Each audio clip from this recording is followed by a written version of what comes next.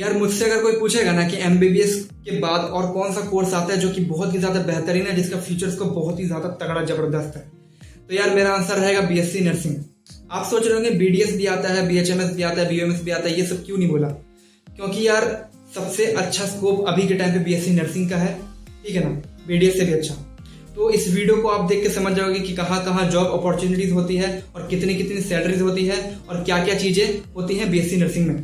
तो देखो यार, बीएससी नर्सिंग करने के बाद, मैं सिर्फ बीएससी नर्सिंग जस्ट करने के बाद की बात बता रहा हूँ, बंदे 10,000 भी कमा रहे होते हैं, बंदे 2.5 लाख भी कमा रहे होते हैं, 3 लाख भी कमा रहे होते हैं। अब वो चीजें मैं बताने वाला हूँ कि किस तरीके से होती हैं। आप चाहो तो 10,000 वाली कैटेगरी में भी आ सकते हो, चाहे तो 2.5 लाख वाली कैटेगरी में भी आ सकते हो। तो ध्यान से इस वीडियो को पूरा देखते रहो। तो देखो यार, बीएससी नर्सिंग करने के जस्ट बाद कई सारी फील्ड्स होती है जहां पे बंदे काम करते हैं, जैसे कि हो गए रेलवेज या फिर सीएचओ में काम करते हैं, या फिर आप मिलिट्री फील्ड में जा सकते हैं, आर्म्ड फोर्सेस ज्वाइन कर सकते हैं, एज ए रिसर्चर भी काम कर सकते हैं, और साथ में आप गवर्नमेंट हॉस्पिटल में काम कर सकते हैं, स्टेट लेवल गवर्नमेंट हॉस्पिटल में काम कर सकते हैं, और साथ में आप अब्रॉड भी जा सकते हो और वहां पे जाने के लिए आपको ओईटी और आईएलटीएस का एग्जाम क्लियर करना पड़ता है। तो ये मेन फील्ड हो गई जहां पे आप बीएससी नर्सिंग करने के बाद जॉब ले सकते हो, ठीक है। अब हम बात करने वाले की मोस्ट कॉमन चीज जो कि लगभग सारे बंदे कर रहे होते हैं, नॉर्सेट का नाम आपने सुना होगा। नॉर्सेट की तैयारी यार कोई भी अगर बीएससी नर्सिंग कोर्स ज्वाइन करता है तो या तो कोर्स ज्वाइन करने के साथ साथ ही वो नॉर्सेट की तैयारी करने लगता है, या फिर वो कोर्स खत्म होने के बाद नॉर्सेट का तैयारी करता है और एक एम्स हॉस्पिटल में जॉब लेने का ट्राई करता है।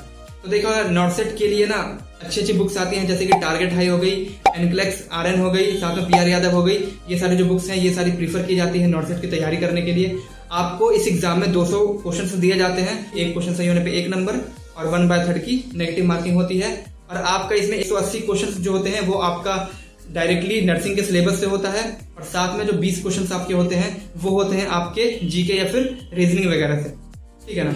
और इसके बाद फिर आप अगर नॉर्सेट क्लियर कर लेते हो तो आपका एम्स हॉस्पिटल में जॉब लगता है, जहां पे कि आपको मंथ में 9 छुट्टी मिलती है। आप ये समझ सकते हो कि आपको वीक में 5 ही दिन काम करना है, और आपकी जो सैलरी रहती है इसमें वो 70,000 से ज्यादा रहती है, सब कुछ मिला के। देखो यार, नॉर्सेट के लिए तुम्हारा कॉलेज आईएनसी अप्रूव्ड होना चाहिए, लेकिन अगर किसी को अब्रॉड जाना है, बाहर जॉब करना है, तो उसके लिए आईएनसी की उतनी ज्यादा जरूरत नहीं होती है, बट स्टेट नर्सिंग काउंसिल के अप्रूवल की जरूरत पड़ती है। जब भी आपके नॉर्सेट एग्जाम का फॉर्म निकलता है तभी आपको बता दी जाती है कि कौन कौन से एम्स हॉस्पिटल में वैकेंसीज खाली है, आप वहां पे जाके ज्वाइन कर सकते हो। और साथ में यार इसमें एक और चीज ध्यान देने वाली ये है कि अगर आपका 125 नंबर से ज्यादा नंबर आ रहा है तो आपका नॉर्सेट क्वालिफाई करने का चांस बहुत ज्यादा हो जाता है। तो यार इसकी सैलरी 70,000 तो मैंने स्टार्टिंग का बताया, धीरे धीरे एक्सपीरियंस के बाद ये सैलरी बढ़ती रहती है। अब हमने नॉर्सेट का बात कर लिया जो कि सेंट्रल गवर्नमेंट के अंदर आता है। बाकी अदर हॉस्पिटल्स में भी आप काम कर सकते हो जो कि सेंट्रल गवर्नमेंट के अंदर आता है, जैसे कि सफदरगंज, उसमें भी सैलरी आपको 50,000 प्लस ही मिलती है। और साथ में आप स्टेट गवर्नमेंट के अंडर जो हॉस्पिटल्स आते हैं, जैसे कि बिहार हो गया, यूपी हो गया या फिर झारखंड हो गया, तो वहां पे भी आप काम कर सकते हो। वहां पे भी आपकी सैलरी 50,000 से ज्यादा रहने वाली है। कई सारे बंदे जो होते हैं जो कि प्राइवेट हॉस्पिटल्स में जॉब करने लग जाते हैं, क्योंकि प्राइवेट हॉस्पिटल में जॉब करने में कोई भी एग्जाम वगैरह उतना ज्यादा नहीं देना पड़ता है और सीधा आपका रिक्वायरमेंट हो जाता है, और वहां पे आपकी सैलरी रहने वाली है 15 से लेके 25,000 तक, ठीक है ना। और साथ में कई सारे बंदे होते हैं जो कि कॉलेज में ट्यूटर का काम करते हैं, मतलब पढ़ाने का काम करते हैं, और वो पर लेक्चर या तो चार्ज करेंगे या फिर सैलरी बेसिस पे भी काम कर सकते हैं। तो उनका जो सैलरी रहता है वो लगभग 10 से 25,000 के आसपास रहता है, और अगर कोई लेक्चर है तो वो अप्रोक्सीमेटली 1,000 चार्ज करते हैं एक दिन का, ठीक है ना। और साथ में आप सीएचओ बन सकते हो, और सीएचओ में आपका सैलरी रहेगा 20 से 25,000 के आसपास। और आप अगर प्राइवेट हॉस्पिटल में आप ज्वाइन करते हो तो वहां पे पर साल आपका 2,000 रुपए इंक्रीमेंट भी होता रहता है। अब देखो यार, ये बात तो हो गई आपकी सैलरी जो कि अंडर 1 लाख के अंदर आती है, लेकिन कुछ ऐसी जगह होती है जहां पे आपकी सैलरी बहुत ज्यादा मिलती है, और इसके लिए आपको विदेश जाना पड़ता है, मतलब कि आपको अब्रॉड जाके काम करना रहेगा। और अगर यार आपको ये मेरी वीडियो पसंद आ रही हो तो वीडियो को लाइक कर देना, और इसी तरह के इन्फॉर्मेटिव वीडियो के लिए चैनल को सब्सक्राइब करके रख लो। तो चलो आगे बात करते हैं। अगर आपका इंडिया में अच्छे गवर्नमेंट हॉस्पिटल में सिलेक्शन नहीं हो पा रहा है तो आप अब्रॉड का भी रास्ता चुन सकते हो। वहां पे आपकी सैलरी 2.5 लाख के आसपास से स्टार्ट होती है, और हर कंट्री की डिपेंड करती है अलग अलग, किसी की 2 लाख, 2.5 लाख, 3 लाख, हर कंट्री की अलग अलग होती है। और अब्रॉड जाने के लिए आपको बेसिकली एग्जाम्स क्लियर करने पड़ते हैं लैंग्वेज के, जैसे कि हो गया ओईटी एग्जाम हो गया या फिर आईएलटीएस हो गया, ठीक है ना। ये एग्जाम क्लियर करना आपके लिए बहुत जरूरी होता है जब आप अब्रॉड में जाके as a registered nurse practice करना चाहते हो। तो ओईटी जो होता है वो बेसिकली मेडिकल प्रोफेशनल्स के लिए होता है, तो ये काफी ज्यादा इजी रहता है किसी भी मेडिकल फील्ड वाले को क्लियर करने के लिए ओईटी। और अगर आईएलटीएस की बात करें तो ये कोई भी दे सकता है, ठीक है ना। इसके लिए जरूरी नहीं है कि आपका बैकग्राउंड मेडिकल हो। ये जो दोनों एग्जाम होती है ना, ये सिर्फ लैंग्वेज वाली एग्जाम होती है। इसमें आपकी 4 चीजों की एग्जाम होती है, रीडिंग, राइटिंग, लिसनिंग और स्पीकिंग की। ठीक है ना। ये चारों में आपका ग्रेड मिलता है।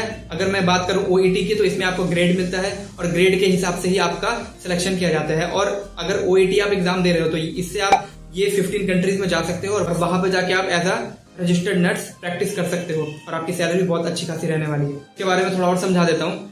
जैसे कि अपना इंडिया का जो काउंसिल है आईएनसी, ठीक है ना, वैसे ही दूसरे कंट्री में उनकी काउंसिल होती है। जैसे कि अगर मैं एग्जांपल लूं यूके का तो वहां पे एनएमसी होता है। वहां पे आपको अपने आप को रजिस्टर करना पड़ता है। जैसे कि आईएनसी में आप रजिस्टर रहते हो ना, वैसे वहां पे भी आपका एक रजिस्ट्रेशन होना चाहिए आपको, अगर वहां पे जॉब चाहिए तो। सबसे पहले जो आपका प्रोसेस स्टार्ट होता है दूसरे कंट्री में जॉब पाने का, वो होता है आपका या तो आप ओईटी क्लियर करो या फिर आइल्स क्लियर करो, ठीक है ना। ये दोनों क्लियर करने के बाद अगर आप ये क्लियर कर देते हो तो समझ लो आधी से ज्यादा जंग आपकी खत्म हो चुकी है, क्योंकि ये क्लियर करने के बाद लगभग बंदे पहुंच ही जाते हैं वहां पे। उसके बाद फिर ये क्लियर करने के बाद आपका रजिस्ट्रेशन होता है एनएमसी में, और ये रजिस्ट्रेशन जो होता है वो 2 प्रोसेस में होता है।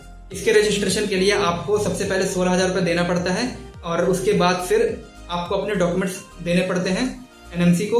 उसके बाद फिर एनएमसी जो होती है वो डॉक्यूमेंट्स आपके स्टेट काउंसिल को भेजती है और वेरीफाई करने के लिए बोलती है। और इसको वेरीफाई करने के लिए आपको लगभग 3,500 रुपये देना पड़ता है। आपको कुछ दिन के बाद आपका जो स्टेट काउंसिल होता है वो आपको वेरीफाई करके एनएमसी पे फर्स्ट आपका स्टेप कंप्लीट कर देता है रजिस्ट्रेशन का। और ये प्रोसेस कंप्लीट करने में आपका स्टेट काउंसिल लगभग 14 दिन का टाइम लगा देता है। फर्स्ट स्टेप में आपको बताना होता है कि आप कहाँ से पढ़ाई किए हो, आपका कितना एक्सपीरियंस है, और जो भी पूछते हैं वो लोग वो आपको बताना पड़ता है। एजेंसी होती है ये क्या करती है ना कि आपको ना ट्रस्ट या फिर हॉस्पिटल की एक लिस्ट प्रोवाइड करती है और आपकी चॉइस रहती है। आप अपना रिसर्च करके देख सकते हो कि कहाँ पे आपको एनवायरमेंट अच्छा मिल रहा है, उसके हिसाब से आप कोई एक हॉस्पिटल चूज करते हो, ठीक है ना। उसके बाद फिर जो एजेंसी होती है ना, ये आपको उस हॉस्पिटल से इंटरव्यू करवाती है। वहां का हॉस्पिटल का कोई रिप्रेजेंटेटिव रहता है जो कि आपका वीडियो कॉल के थ्रू इंटरव्यू लेता है। आप इंडिया में होते हो और वो वहां पे यूके में आपका इंटरव्यू ले रहे होते हैं, ठीक है ना। उसके बाद फिर आपका इंटरव्यू जब क्लियर हो जाता है तो आपको कंप्यूटर बेस्ड एग्जाम देना होता है, जिसको कि सीबीटी कहते हैं, मतलब कंप्यूटर बेस्ड टेस्ट देना होता है।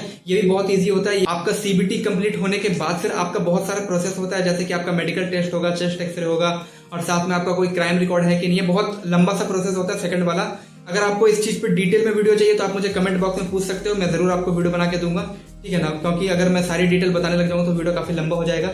तो उसके बाद फिर आपका जब सेकंड रजिस्ट्रेशन कंप्लीट हो जाता है, उसके बाद फिर आपको जो हॉस्पिटल से इंटरव्यू करवाया गया था वो हॉस्पिटल आपको स्पॉन्सर करते हैं। मतलब कि आपको यहां से लेके वहां पे रहने तक का और जाने तक का सारा खर्चा आपका उठाते हैं वो लोग। 3 साल का आपके लिए वीजा बुक करते हैं, जो कि शायद टियर 2 टाइप में आ जाता है वीजा। वहां पे आपको एक एग्जाम की तैयारी कराई जाती है जिसका नाम ऑस्की होता है, और वो तैयारी खुद हॉस्पिटल करवाती है आपको। अगर आप 2 अटेम्प्ट में वो एग्जाम क्लियर नहीं कर पाते हो तो आपको अपने खर्चे पे वो एग्जाम देना पड़ता है, और जिसका अप्रोक्सीमेटली 1 लाख के आसपास रुपए पड़ता है उस एग्जाम को देने के लिए, ठीक है ना। तो 2 एग्जाम आपका फ्री रहता है स्टार्टिंग का, जो कि हॉस्पिटल ही खुद आपको स्पॉन्सर करती है। अगर आप एग्जाम क्लियर कर पाते हो तो आपका वहां पे जॉब लग जाता है। मैं ये यूके का एग्जाम्पल लिया हूँ, ठीक है। दूसरी कंट्री में थोड़ा अलग सीन होता है, लेकिन लगभग कुछ ऐसा ही होता है। यूके में जाना काफी सिंपल होता है, क्योंकि यहाँ पे आधे से ज्यादा काम आपका हॉस्पिटल ही करके दे रहा होता है। आपको अगर किसी भी पॉइंट्स में या किसी भी जॉब अपॉर्चुनिटी में अगर किसी तरह का डाउट रह गया हो तो आप उससे कमेंट में पूछ सकते हो, या फिर आप अगर डिटेल में वीडियो चाहते हो कि हाँ भाई हमें अब्रॉड में जॉब करना है, इस कंट्री में जॉब करना है, इसके ऊपर डिटेल वीडियो लेके आओ, तो उसके ऊपर मैं आपके लिए डिटेल वीडियो लेके आ जाऊंगा, ठीक है ना। और इसी तरह के इन्फॉर्मेटिव वीडियो के लिए चैनल को सब्सक्राइब करके रख लो यार। जो भी चीजें मैंने आपको बताई मैं उम्मीद करता हूँ कि आपको अच्छे से समझ में आया होगा और आपको इतना पता चल गया होगा कि बीएससी नर्सिंग करने के बाद आपके लिए कितनी ज्यादा जॉब अपॉर्चुनिटीज हैं और कहाँ कहाँ पे कितनी सैलरीज मिल सकती हैं। लेकिन अगर आपका किसी भी तरह का और तरह का भी डाउट रह गया हो, या फिर आपका इस वीडियो से रिलेटेड या फिर इसके अलग वीडियो से रिलेटेड या फिर कोई और तरह का आपका डाउट रह गया हो, तो आप मुझसे जरूर पूछ सकते हो। मैं आपके डाउट का रिप्लाई करूंगा, और अगर वीडियो बनाने की जरूरत पड़ेगी तो वीडियो बना के आपके लिए अपलोड कर दूंगा। और वीडियो पसंद आई तो लाइक कर देना। मिलते हैं इसी तरह के इन्फॉर्मेटिव वीडियो के साथ नेक्स्ट वीडियो में। तब तक के लिए थैंक यू वेरी मच।